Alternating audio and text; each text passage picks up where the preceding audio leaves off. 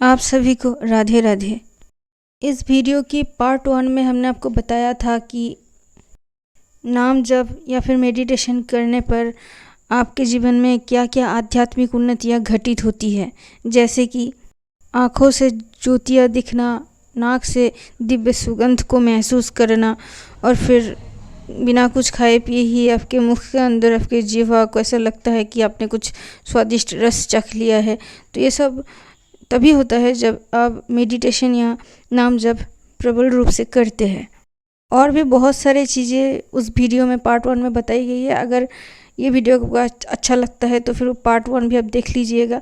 तो फिर आज ये जानते हैं कि इन चीज़ों के अलावा और क्या क्या आध्यात्मिक उन्नति आपके जीवन में घटित होती है। तो पहले नंबर पर है, आप फ्यूचर देखना शुरू कर देते हैं। मतलब यह है कि फ्यूचर में क्या घटने वाली है वो सब प्रकृति आपके सामने रिवील कर देती है। प्रकृति आपके सामने भविष्य का राज खोल कर रख देता है। मेडिटेशन या नाम जप करने वालों की ड्रीम्स में फ्यूचर की घटनाएं दिखाई पड़ती हैं, चाहे वो अपने बारे में हो या फिर किसी दूसरे व्यक्ति के बारे में हो या फिर देश या समाज के बारे में ही क्यों ना हो।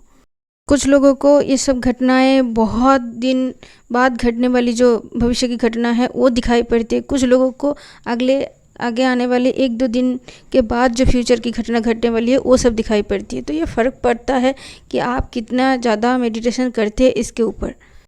सिर्फ ड्रीम्स में ही आपको फ्यूचर दिखेगी ऐसा ज़रूरी नहीं है। आपके मन में भी अचानक से आप देखोगे कि जब आपके मन में विचार थोड़े कम होने लगे हैं, मन थोड़ा थोड़ा करके खाली होने लगा है, तो अचानक से आपको किसी घटना को अब मतलब फ़ोटो की तरह दिखाई देने लगेगा। तो फिर आपको थोड़ा थोड़ा लगेगा कि जैसे ये बात सच होने वाली है। फिर आप पाओगे कि 1-2 दिन में या फिर जो उसका जो पर्टिकुलर टाइम होगा उस टाइम पर जाके ये घटना आपके सच हो जाती है। तो फिर आपको पता लगता है कि हाँ, मैंने तो फ्यूचर देखा था, कोई फ़ोटो नहीं। लेकिन इन सब बातों का एक ही सावधानी है कि ये सब बात आप किसी को बता नहीं सकते कि आपको फ्यूचर दिखता है, वरना फिर प्रकृति हो, भगवान जो भी कहो आप उसे, तो वो आपसे ये ताकत जो देता है वो छीन भी लेता है। क्योंकि आप फ्यूचर की घटना दूसरों को बता के उनके ज़िंदगी में अब इंटरफेयर करते हो, क्योंकि सब लोग अपने अपने कर्मों का फल ही तो भोग रहे हैं। तो बता के आप उसको सावधान कर रहे हो। अब दूसरी संकेत यह है कि आपकी कही गई बात सच होने लगती है। मतलब एक तरीके से आपको वाक सिद्धि मिल जाती है।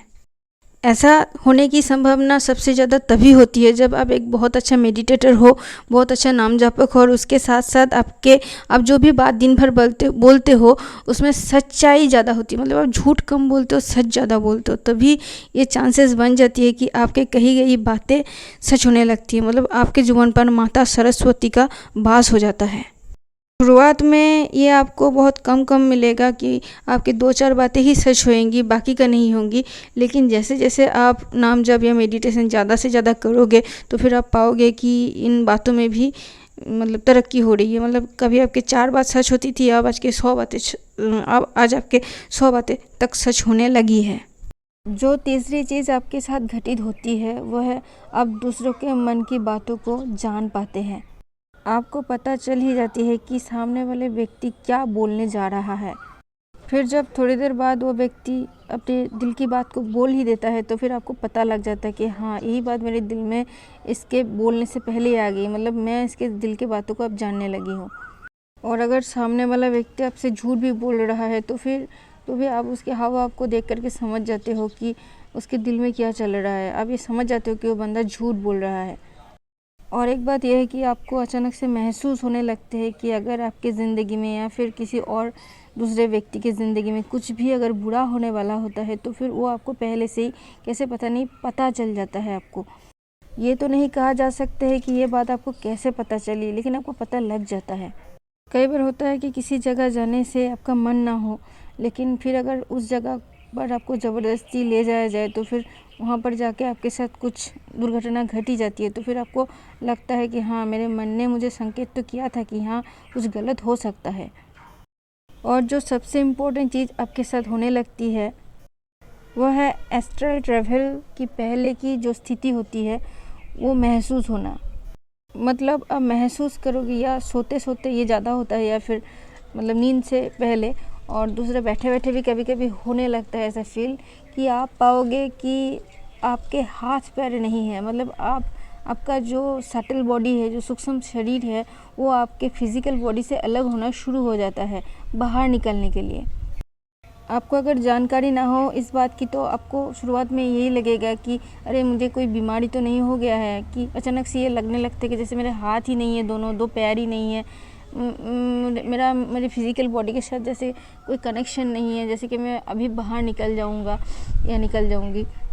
लेकिन जिन लोगों को इस बारे में पता है उन लोगों को मैं कह दूं कि ये बहुत ही ज़्यादा ख़तरनाक है। कृपया आप शरीर से बाहर निकलने की कोशिश ना करें।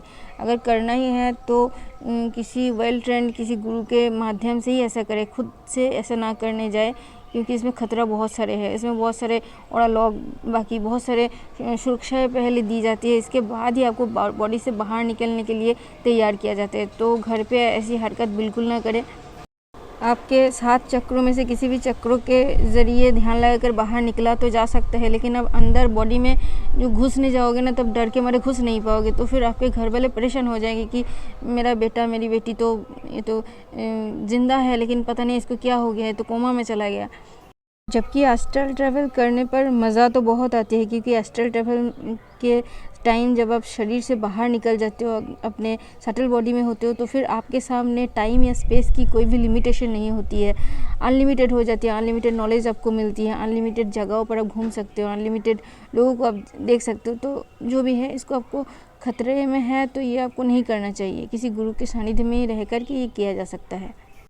और जो एक चीज़ आपके साथ घटित होती है वह है आपके आराध्य देव जो होती है, चाहे वो कोई भी हो, भगवान श्री कृष्ण हो, माता दुर्गा हो, या फिर शिव जी हो, गणेश जी हो, तो फिर उनकी आकृति आपको हर जगह दिखने लगती है। जैसे मान लो कि जो आसमान है वहाँ पर जो कुछ मेघ, कुछ बादल आए हैं, तो फिर उन आकृति में आपको आपके जो आराध्य देव, चाहे कृष्ण जी हो या फिर राम जी हो, दिखने लगेंगे।